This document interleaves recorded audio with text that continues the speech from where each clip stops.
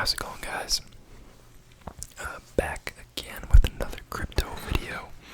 Trying to stay on top of these because they get way more views and way more interaction from you guys than these stock market videos. Obviously gonna keep doing both, but trying to incorporate the crypto vids a little bit more.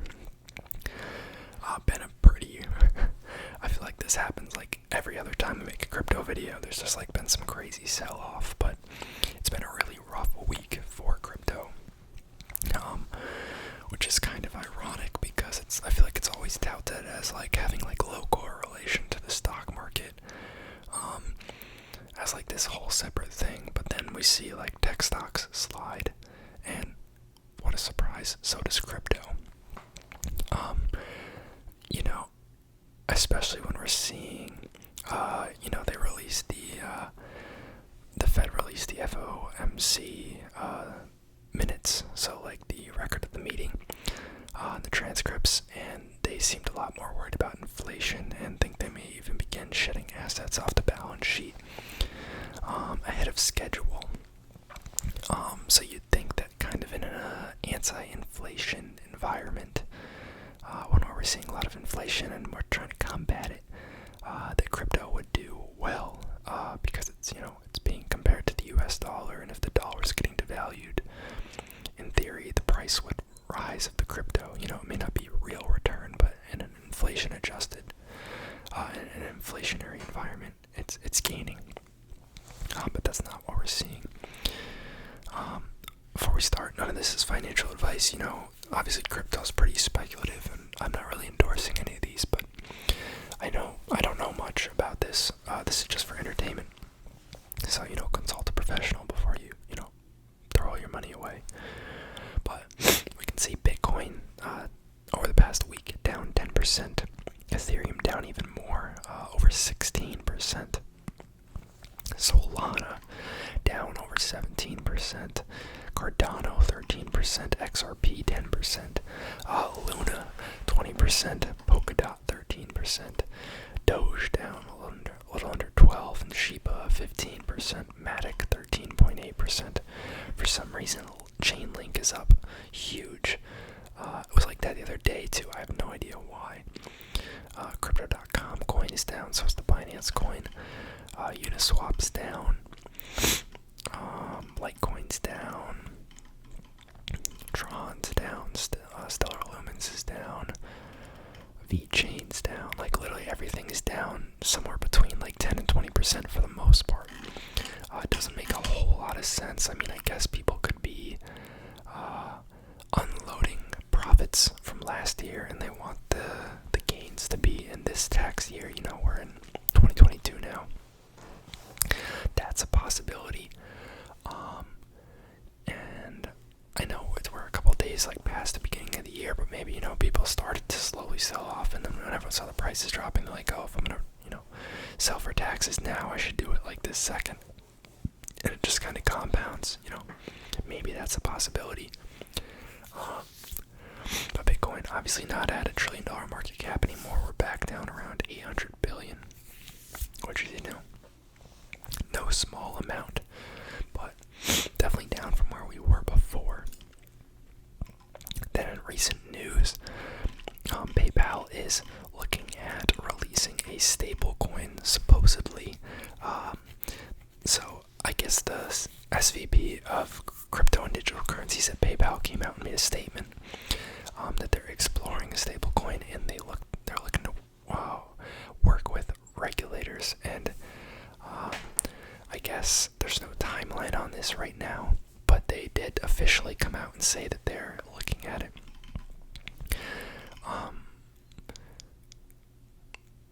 I guess they found this inside the PayPal app somewhere. It's called PayPal Coin. Pretty boring, but I guess they're trying to play on the brand recognition of PayPal.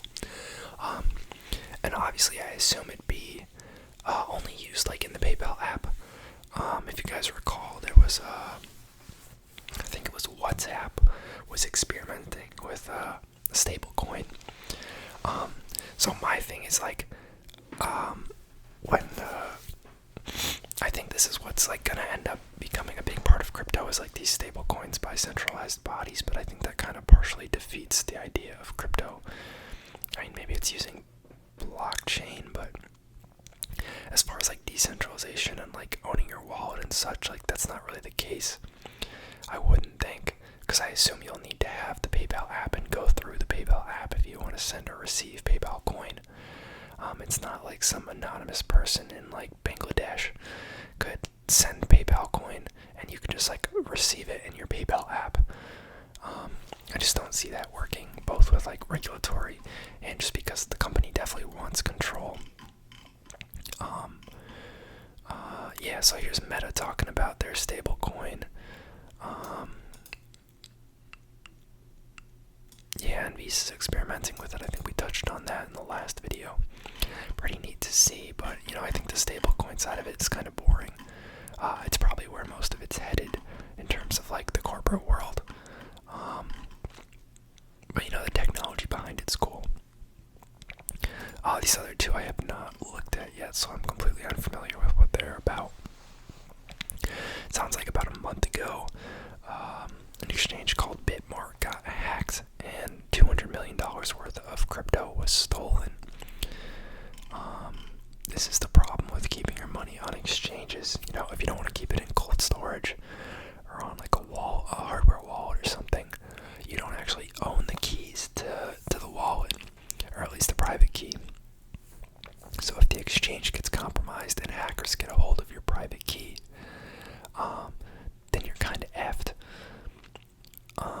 Supposedly the exchange came out and said they were gonna use their funding to, compensate users for the incident. But nothing's been returned yet.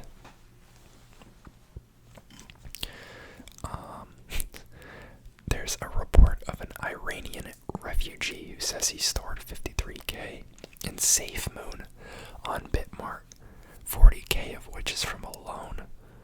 What a freaking idiot. Holy crap, why would you do that?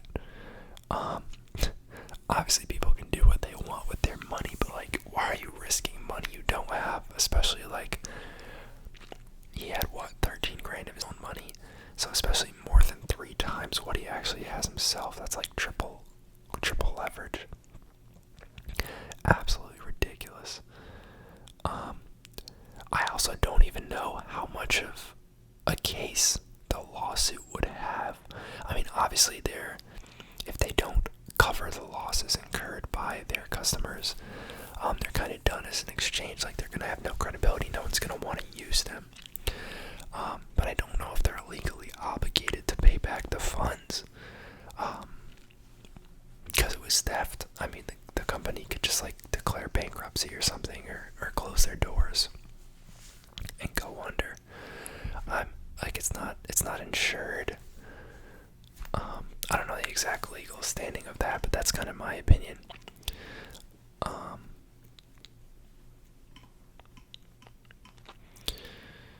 But yeah, I mean, obviously it sounds like they'll probably come out and reimburse users, but I'm just surprised that they even came out and said that for such a large dollar amount.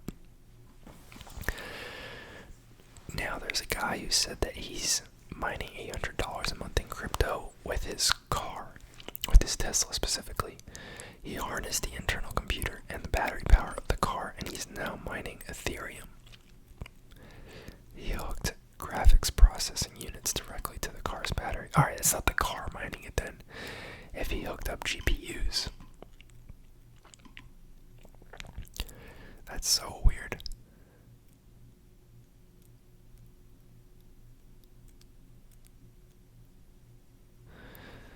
So it's on a frickin' Mac with graphics cards, I guess.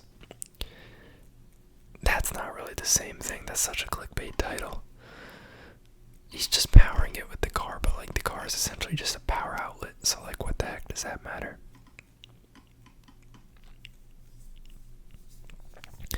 The main component is the price of electricity. If it's cheaper doing it through an electric vehicle, then so be it.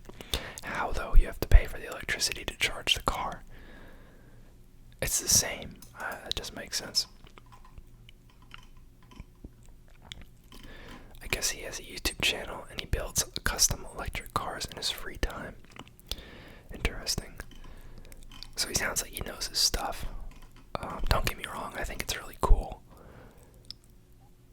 But I just think that's pretty clickbait.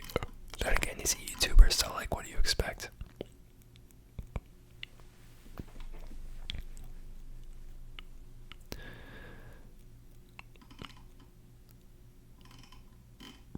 Kind of cool, but just want to make a quick video, guys. You know, tell me things to look at in crypto, or maybe specific coins you want me to look at. I'm not gonna know a whole lot about like the inner workings of them, but maybe it'd be a fun learning experience, and just give me something to talk about.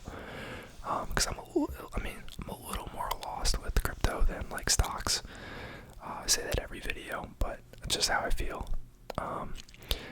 Feel like a little fish out of water. Hopefully you guys enjoyed the video. Drop a comment, hit the like button, and I'll see you guys next time.